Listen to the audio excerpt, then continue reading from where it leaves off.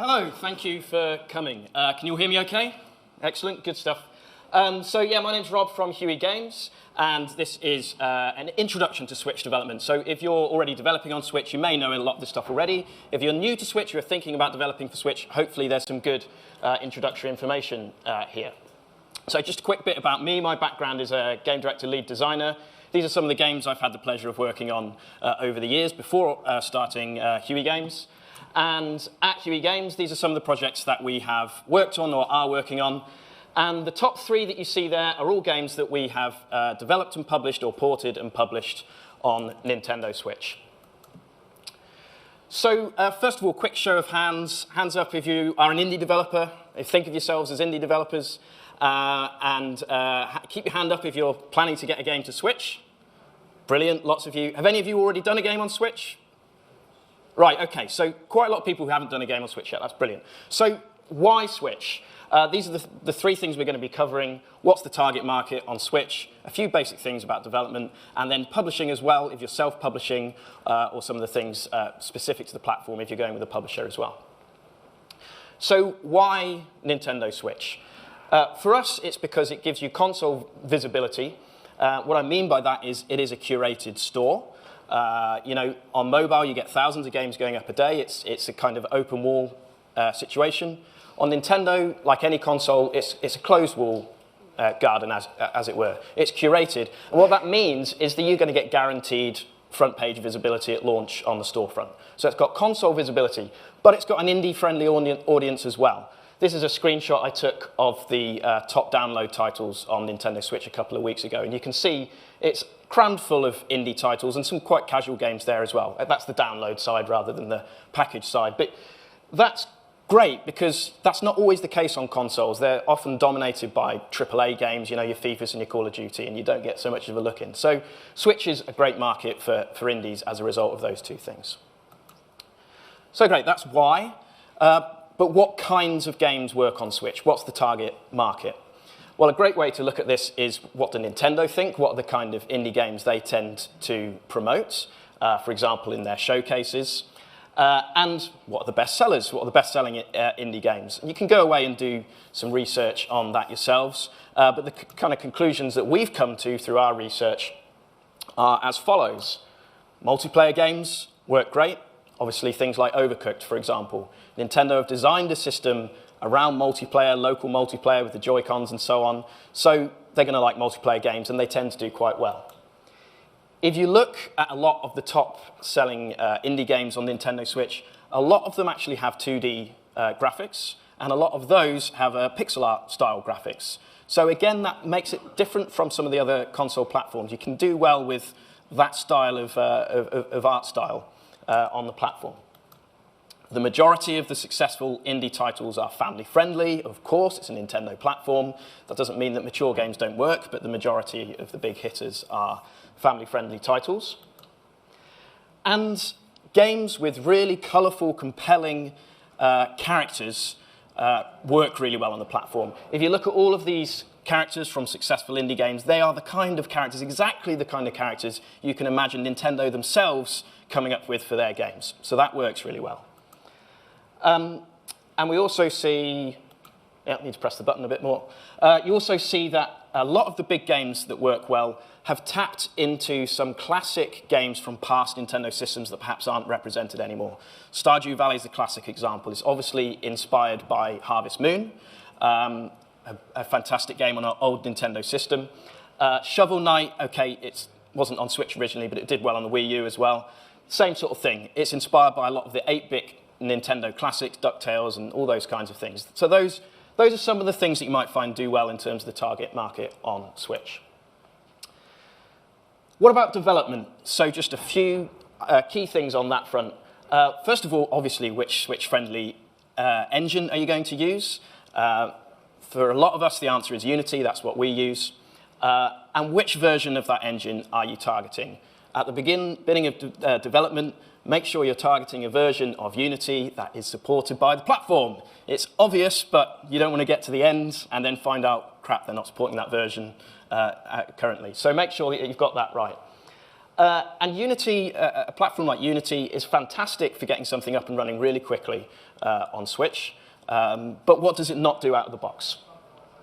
Two of the big ones, for example, are your controls and the save and load system.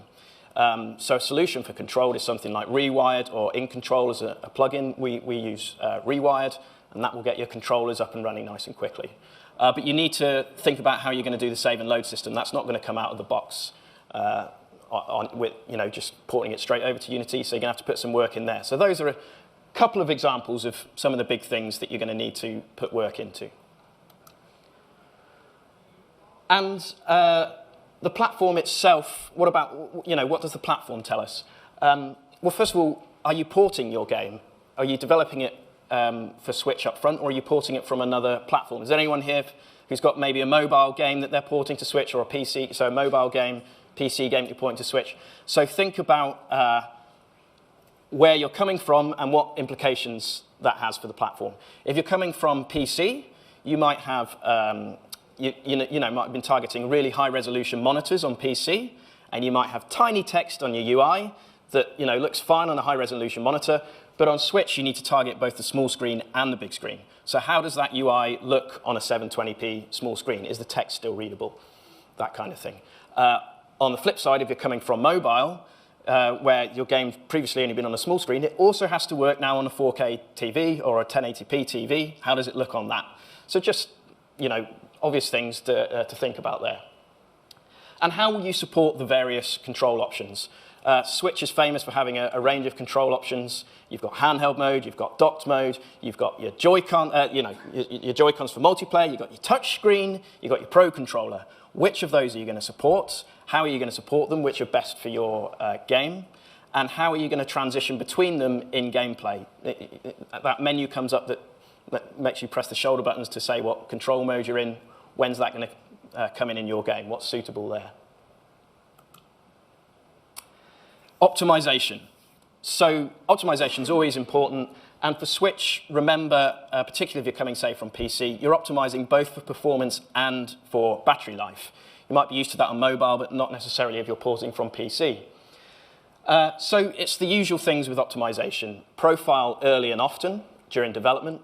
If you're working in Unity, use the Unity profiler. Obviously use Nintendo's own profiling tools, but keep doing that early and often throughout development because optimization is important. Again, I'm speaking from the position of using Unity, which is what we do. You're almost certainly going to need to use Unity asset bundles.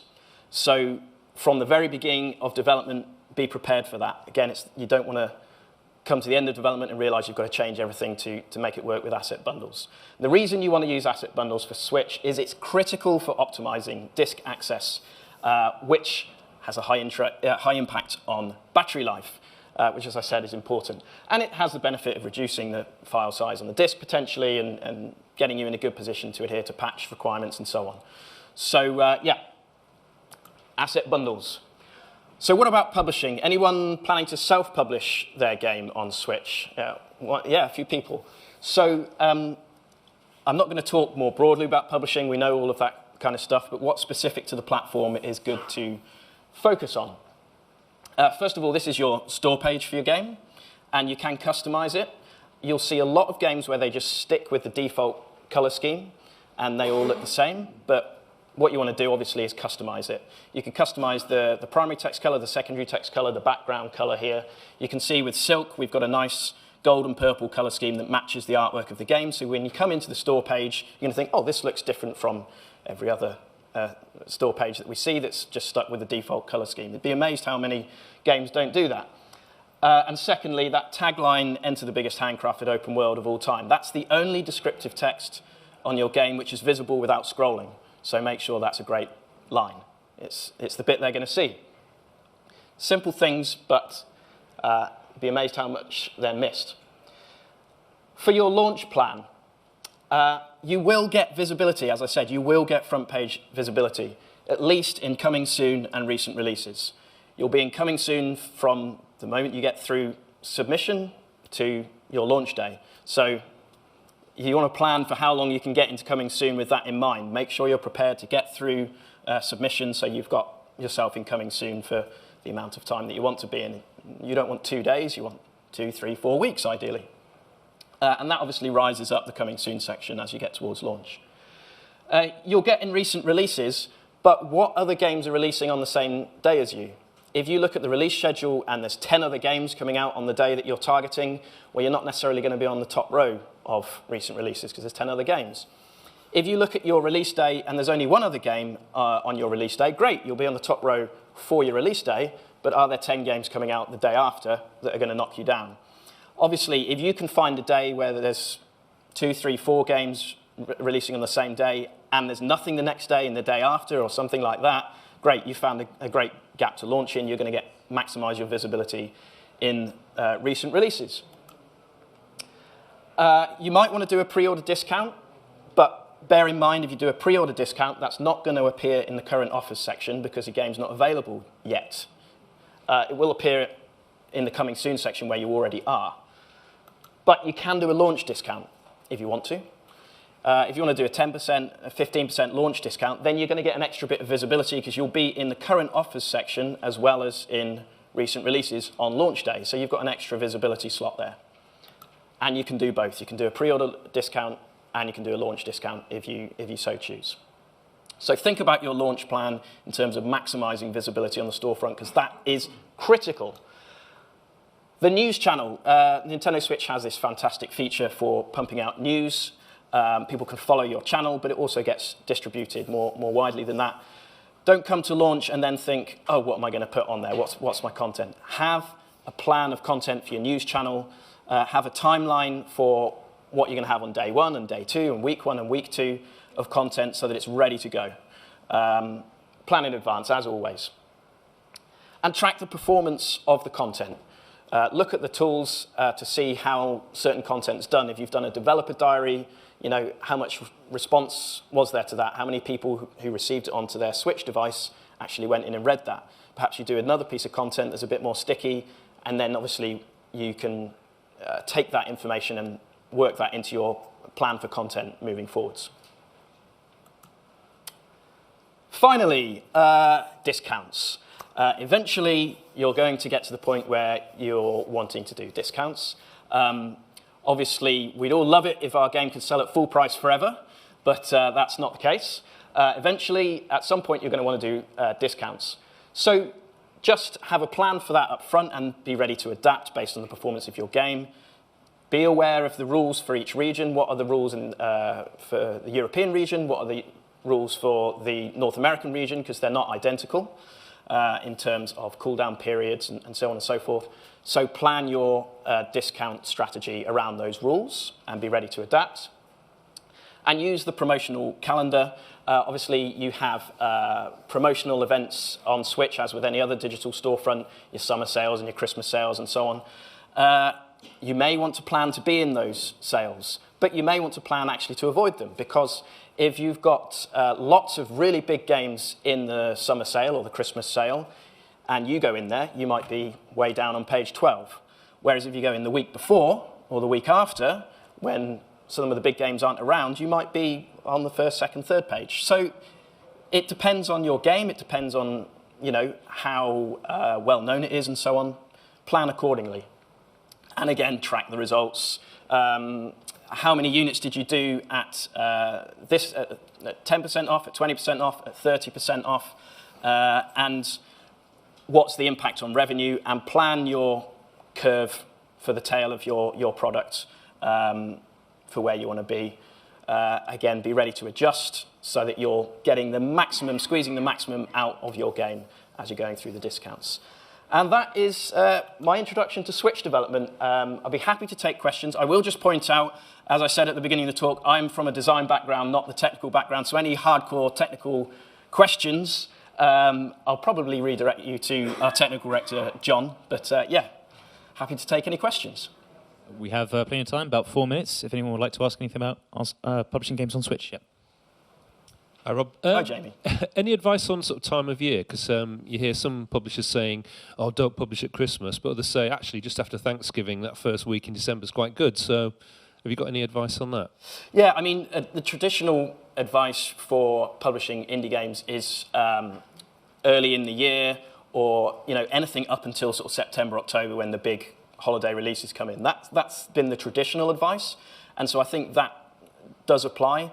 But we haven't tried it ourselves, but you do find people, say, doing literally the week before Christmas. So the big releases have come out October, November, early December, and then people get their Switches on Christmas Day, and they're looking for something to download, so that can work.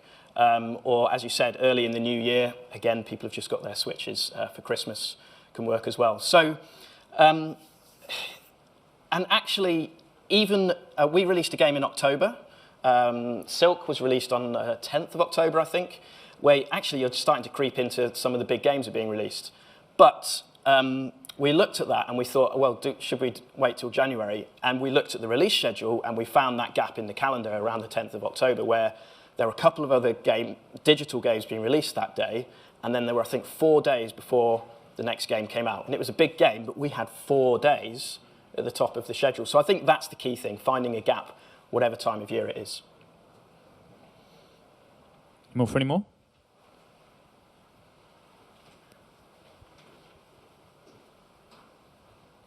Do you find, having now looked through the Switch store quite a lot over the last sort of year and a half, being interested in the platform, it seems to be a lot of stuff that seems very mobile focused in terms of what the kind of quality and the standard of the game. But it seems like there's kind of a constant pages and pages and pages of stuff that's on sale as a discovery mechanism. Is it getting much harder now to, has it reached the point where it's becoming too hard to sell on the platform? I think certainly around 2017, 2018, you would have done much better at launch, and it's much, much more crowded now. And we are finding that, you have to get to discounting quicker.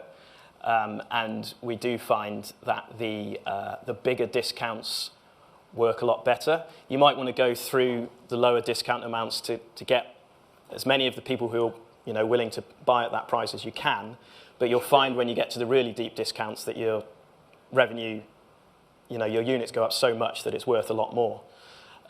So it is difficult, but again, Nintendo have the Discover section, so there are other ways of getting visibility on there. So yeah, it's getting more challenging, but that's the way that it always goes with the life cycle of a platform. If you get in early, you're going to get a lot more visibility. So there's a lot of competition there. It's getting crowded, yeah. Thanks. All right, terrific. Thank you very much, Rob. Thank you. Round of applause, everyone. Cheers.